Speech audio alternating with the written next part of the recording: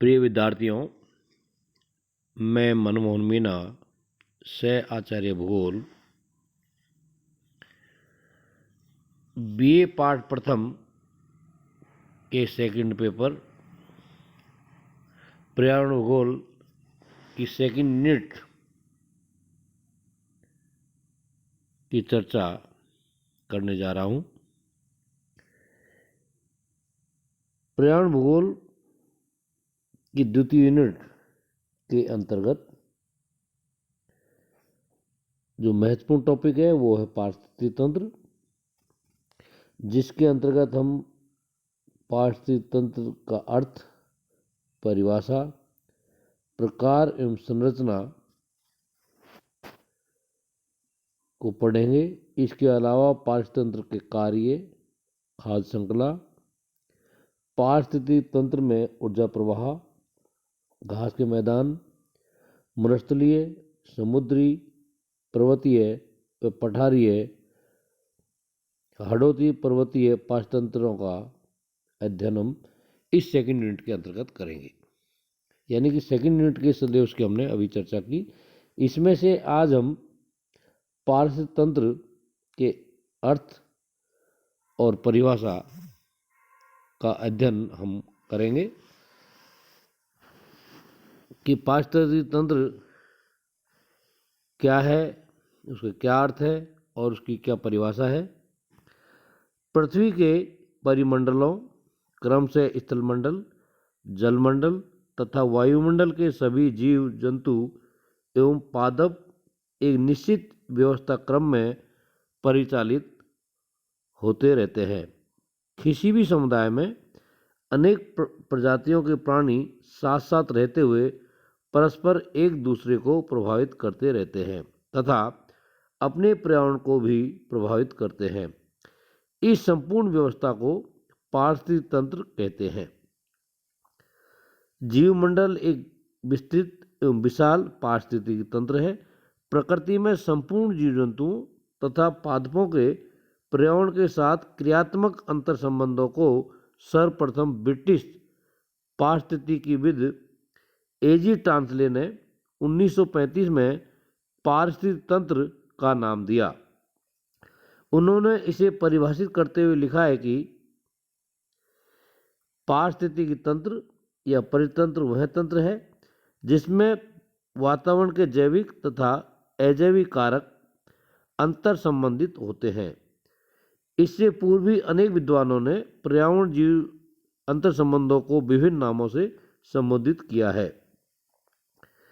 थियनेमान ने 1939 में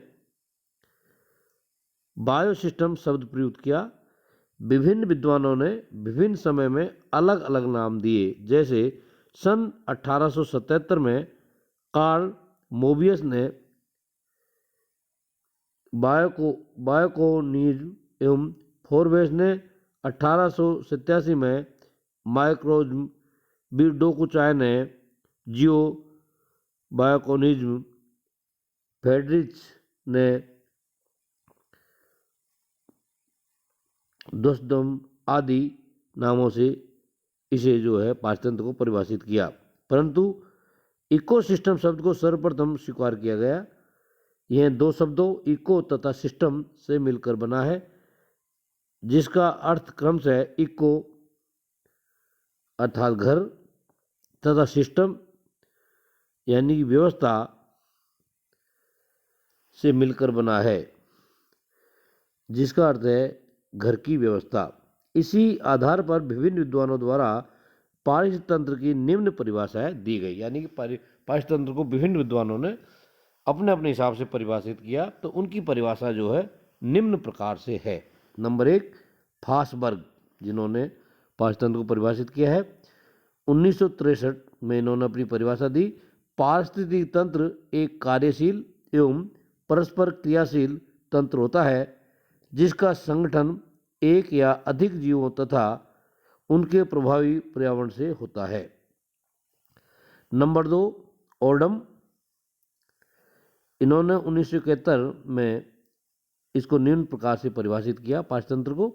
पारिस्थितिक तंत्र ऐसे जीवों तथा उनके पर्यावरण की आधारभूत कार्यात्मक इकाई है जो दूसरे पारिस्थितिकी तंत्रों से तथा अपने अवयवों के मध्य निरंतर अंतःक्रिया करते रहते हैं। पीटर हेगेट ने 1975 में पारिस्थितिकी तंत्र को इस प्रकार से परिभाषित किया, यानी उसका अर्थ और उसकी परिभाषा इस प्रकार से बताई। पारिस्थितिकी तंत्र ऐसी पारिस्थितिकी व्यवस्था है जिसमें पादप तथा जीव जंतु अपने पर्यावरण से पोषण श्रृंखला द्वारा संयोजित होते हैं। स्ट्रेलर के अनुसार, एन स्ट्रेलर तथा एच स्ट्रेलर के अनुसार इन्होंने 1976 में अपनी परिभाषा दी पारिस्थितिकी तंत्र की अपने हिसाब से। इनके अनुसार पारिस्थितिकी तंत्र ऐसे घटकों का समूह है जो जीवों के समूह के साथ परस्पर क्रियाशील रहता है। इस क्रियाशीलता में पदार्थों तथा ऊर्जा का निवेश होता है जो जैविक संरचना का निर्माण करते हैं। सबसे लास्ट जो परिभाषा हम जो है बताने जा रहे हैं वो है पार्क की, सीसी पार्क। इन्होंने 1980 में अपनी परिभाषा दी, यानी कि अपने हिसाब से पारिस्थितिकी तंत्र को परिभाषित किया। इनके अनुसार पारिस्थितिकी तंत्र की परिभाषा निम्न प्रकार है। पारिस्थितिकी तंत्र एक निश्चित क्षेत्र के अंतर्गत समस्त प्राकृतिक जीवों तथा तत्वों का सकल योग होता है और इसे भौतिक भूगोल में एक दृष्टिगत आधारभूत उदाहरण के रूप में देखा जा सकता है। तो इस प्रकार से विभिन्न विद्वानों ने पारिस्थितिकी तंत्र को परिभाषित किया, यानी पारिस्थितिकी तंत्र के बारे में बताया। तो पारिस्थितिकी तंत्र के अंतर्गत जीवमंडल एक महत्वपूर्ण व्यवस्था है जीवमंडल के अंतर्गत, जिसके अंतर्गत हम देखते हैं कि सूर्य इस जीवमंडल को चलाता है, यानी कि इसका जो मुख्य जो आधार है वो सूर्य है। और सूर्य के प्रकाश के द्वारा जल और खनिज से हरे पौधे जीवित होते हैं। फिर उसके बाद उन हरे पौधों से शाकाहारी अपना भोजन बनाते हैं और फिर मांसाहारी और उसके सर्वहारी। तो इस प्रकार से इनका जीवन चक्र जीवमंडल के अंतर्गत चलता है और अंततः ये सब जो है मृत्यु को प्राप्त होते हैं और हमारी जो पृथ्वी है उसमें समाहित हो जाते हैं। तो इन सभी को उत्पादक, उपभोक्ता और अपघटक आदि में बांट रखा है और एक चक्र चलता रहता है जिसे पारिस्थितिकी चक्र कहते हैं। इसी में जो है ये क्रम लगातार चलता रहता है। इसकी चर्चा जो है हम आने वाले क्लासों में करेंगे। प्रकृति में जैविक व अजैविक घटकों की परस्पर अंतःक्रियाओं से समकालित पारिस्थितिकी तंत्र का निर्माण होता है और इसी में जो है पूरा जो है जीवन चक्र चलता रहता है। और हर पेड़ पौधे और जीव जंतु का एक निश्चित जीवन चक्र होता है और उस जिसमें उसका जन्म होता है वह विकास करता है और अंत में जो है वह समाप्त हो जाता है, यानी मृत्यु प्राप्त हो जाता है और उसका जीवन चक्र समाप्त हो जाता है। तो इस प्रकार से एक निश्चित क्रम के अनुसार इस पारिस्थितिकी तंत्र में विभिन्न जीव जंतु और पेड़ पौधे जन्म लेकर के समाप्त हो जाता है और एक क्रम लगातार चलता रहता है। पारिस्थितिकी संगठन के 5 स्तर है।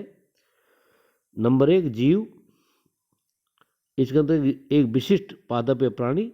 नंबर 2 जनसंख्या, एक विशिष्ट प्रजाति का समूह। नंबर 3 समुदाय, किसी क्षेत्र में विभिन्न प्रजाति समूह का योग। चौथा पारिस्थितिकी तंत्र, किसी क्षेत्र के अजैविक पर्यावरण तथा समुदाय का योग। पांचवा जीवमंडल, सभी पारिस्थितिकी तंत्रों का योग। मूलतः पारिस्थितिकी तंत्र एक विशिष्ट क्रियात्मक पर्यावरणीय व्यवस्था है जिसमें किसी निश्चित स्थान एवं समय वाले पारिस्थितिक घटकों के उसके क्षेत्र के संदर्भ में सभी जीवधारियों एवं भौतिक पर्यावरण का सकल संतुलन रहता है। यह विभिन्न प्रकार की ऊर्जा द्वारा चलित होता है जिसमें सौर ऊर्जा सर्वाधिक महत्वपूर्ण होती है। पारिस्थितिकी तंत्र के अध्ययन में दो प्रमुख पहलू हैं। नंबर एक, जैविक यानी कार्बनिक तथा अजैविक अर्थात अकार्बनिक घटकों से बनी तंत्र की संरचना। नंबर दो, तंत्र के जैविक घटकों में खाद्य व ऊर्जा संबंधों में समानताएं एवं विभिन्नताएं। तो पारिस्थितिकी तंत्र के अध्ययन के जो दो पहलू हैं उनकी हमने चर्चा की। तो इस प्रकार से पारिस्थितिकी तंत्र एक विशिष्ट परिक्षेत्र है जिसमें जो है क्रियाशील एवं परस्पर संगठक एवं अधिक जीवों तथा उसके प्रभावी पर्यावरण का चक्र जो है इसमें चलता रहता है। तो पारिस्थितिकी तंत्र की हमने परिभाषा और उसके अर्थ के बारे में चर्चा की। जो नेक्स्ट क्लास होगी उसके अंतर्गत हम पारिस्थितिकी तंत्र की संरचना एवं कार्य तथा नेक्स्ट क्लास के हम पारिस्थितिकी तंत्र के जो विभिन्न प्रकार है उनकी चर्चा जो है हम करेंगे। धन्यवाद।